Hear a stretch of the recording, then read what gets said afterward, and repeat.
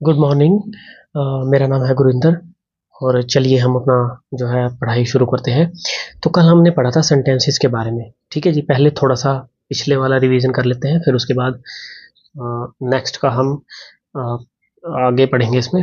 तो कल हमने पढ़ा था सेंटेंसेस के बारे में।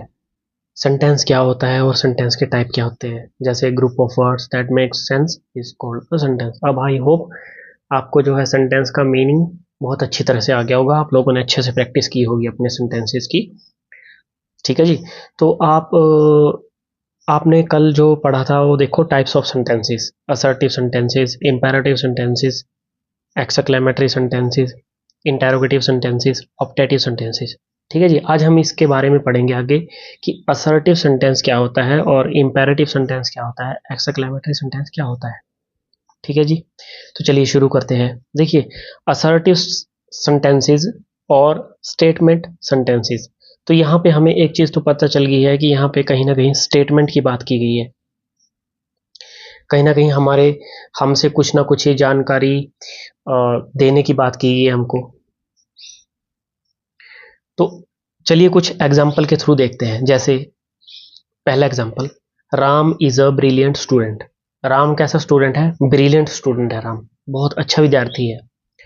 दूसरा, she comes of a noble family. वो कैसी फैमिली से आता है? नोबल फैमिली से आता है। The sun rises in the east. Sun कहाँ से उगता है? ईस्ट से। A cool breeze is blowing. बहुत ठंडी ठंडी हवा बह रही है या आ रही है। ठीक है जी।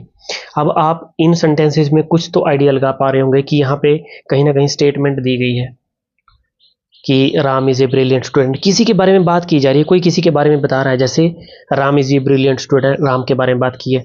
She comes of a noble family, वह जो है एक अच्छी फैमिली से आता है, नोबल फैमिली से आता है। The sun rises in the east. Sun कहाँ से उगता है? ईस्ट से।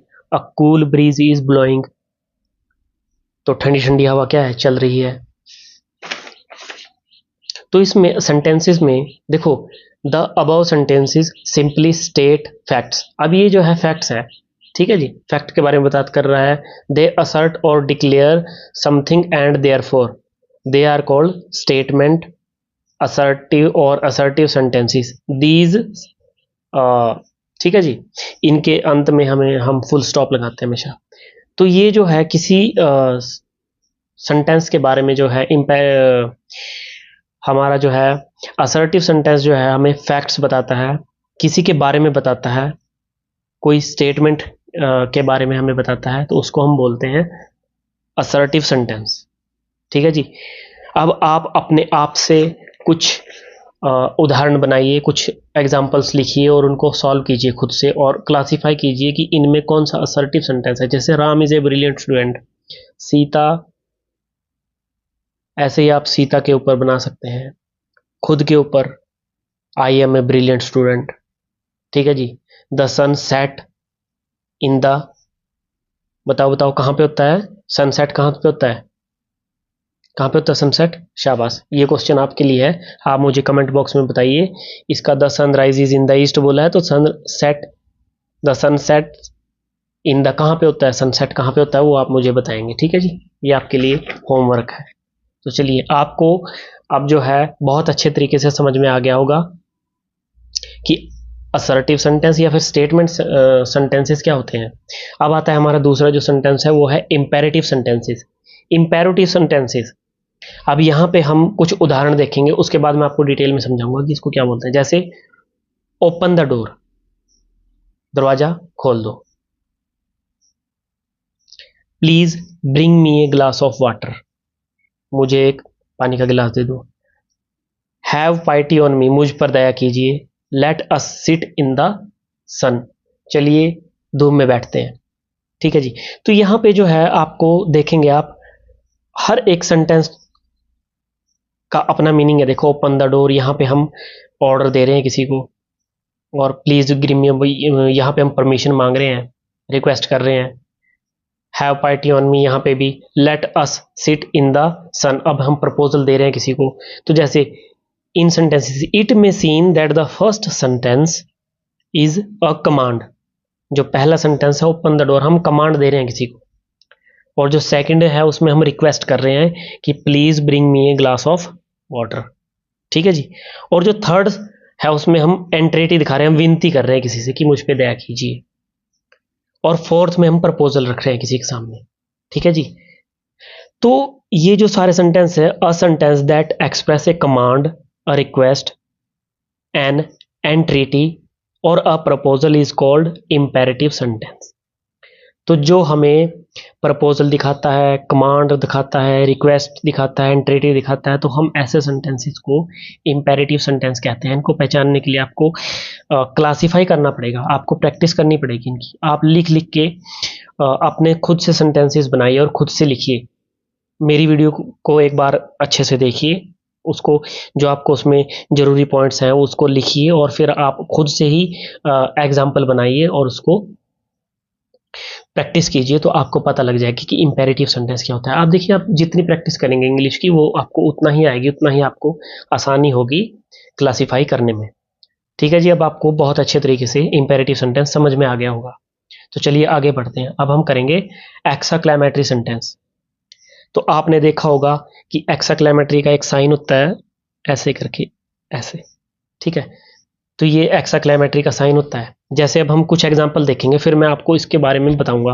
What a fool is he, sorry he is, ठीक है जी। What a fool he is, how lovely the scenery is, alas his father is no more, या oh his father is no more. तो अब यहाँ पे जहाँ पे भी हम अपनी फीलिंग्स बताएंगे ना, हम अपनी हैप्पीनेस बताएंगे, हम अपनी सैडनेस बताएंगे, हम अपना जॉय बताएंगे, जहाँ पे हम सरप्राइज होंगे, तो ऐसे सेंटेंसेस को बोला जाता है एक्साक्लेमेटरी सेंटेंस। और इनके अंत में एक्साक्लेमेशन का साइन होता है लगा हुआ, जैसे ये साइन मैंने आपको बताया, ये जो साइन है ये एक्साक्लेमेटरी सेंटेंसेस के पीछे लगता है ये साइन। तो यहाँ से आप बहुत अच्छे तरीके से पहचान सकते हैं कि ये एक्साक्लेमेटरी सेंटेंस है। लेकिन इसके लिए आपको ये भी पता होना चाहिए कि ये किस चीज़ की बात कर रहा है। जैसे what a fool he is, ठीक है जी, यहाँ पे ये किसी के बारे में बात कर रहा है, उसकी अपनी फीलिंग बता रहा है कि वो कैसा बंदा है।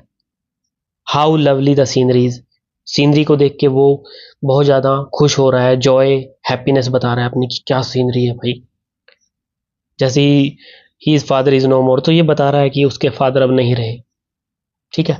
तो ये जो सेंटेंसेस हैं आपको, इसमें आप अपनी हैप्पीनेस, सैडनेस, जॉय, ठीक है, अपनी फीलिंग्स को बताएंगे। जहाँ पे आप अपनी फीलिंग्स की बात करेंगे, अपनी फीलिंग्स को बताएंगे, वो आपका जो है एक्साक्लेमेटरी सेंटेंस होगा, ठीक है जी। आई होप आपको सब समझ में आ गया होगा, आपको मेरी वीडियो से बहुत हेल्प मिलेगी। आप इसको वीडियो को बहुत अच्छे से और ध्यान से देखिए। चलिए एक बार हम रिवीजन कर लेते हैं कि हमने क्या पढ़ा है। तो सबसे पहले हमने टाइप्स ऑफ सेंटेंस पढ़े, फिर पहला टाइप्स है हमारा असर्टिव सेंटेंस और स्टेटमेंट सेंटेंस। तो हमने इसके बारे में पढ़ा, जैसे Ram is a brilliant student, she comes of a noble family, the sun rises in the east, a cool breeze is blowing, ठीक है जी। और फिर हमने देखा कि ये सेंटेंस जो हमें फैक्ट्स दिखाते हैं, असर्ट करते हैं, डिक्लेयर करते हैं समथिंग और किसी के बारे में बताते हैं, स्टेटमेंट किसी के बारे में बात की जाती है, तो वहाँ पे जो है हमारा असर्टिव सेंटेंस होता है। इंपेरेटिव सेंटेंस जहाँ पे हमें हम कमांड दे रहे हैं, रिक्वेस्ट कर रहे हैं, या फिर हम किसी से एंट्रेटिव विनती कर रहे हैं, प्रपोजल दे रहे हैं किसी को, तो वहाँ पे इंपेरेटिव सेंटेंस जो है वो इंपेरेटिव सेंटेंस होता है। और जैसे ये please bring me a glass of water, open the door, have party on me, let us sit in the sun, ठीक है जी। अब आई होप आपको ये समझ में आ गया होगा। एक्सक्लेमेटरी सेंटेंस को सब पहचानना सबसे ज़्यादा आसान है, क्योंकि इसमें आपको पता है कि इसमें हम अपनी फीलिंग्स के बारे में बता रहे होते हैं कि हमारी फीलिंग्स क्या है, हम सैड हैं, हैप्पी हैं, जॉयफुल हैं, सरप्राइज है। हम अपनी सडन फीलिंग्स के बारे में जब बात करेंगे तो एक्सक्लेमेटरी सेंटेंस आएगा, ठीक है जी। आई होप आपको मेरी वीडियो पसंद आई होगी। आप मेरी वीडियो को यहाँ तक देखा, उसके उसके लिए मैं आपका बहुत बहुत धन्यवाद करता हूँ। अगर ये वीडियो आपको इन्फॉर्मेटिव लगी हो तो प्लीज़ चैनल को लाइक सब्सक्राइब जरूर करिए और बेल आइकन को जरूर दबाइए। वीडियो को लाइक कीजिए और वीडियो को अपने दोस्तों के साथ शेयर कीजिए, ताकि और बच्चों की भी मदद हो सके। कल मैं आपको इसके दो जो हमारे जो दो सेंटेंसेस बचे हैं उसके बारे में बताऊंगा। देखिए हमारे 2 सेंटेंसेस बचे हैं, इंटेरोगेटिव सेंटेंसेस और ऑप्टेटिव सेंटेंसेस। तो कल हम इनके बारे में पढ़ेंगे। तो बने रहिए मेरे चैनल पे। Have a good day. Thank you.